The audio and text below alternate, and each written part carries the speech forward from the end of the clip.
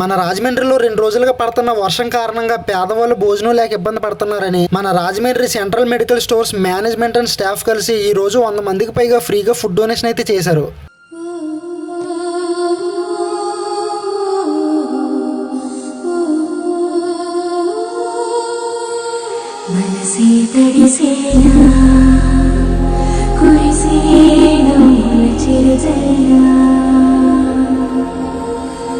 సమయం వేసేలా విరిసే ఆశల హరివేళ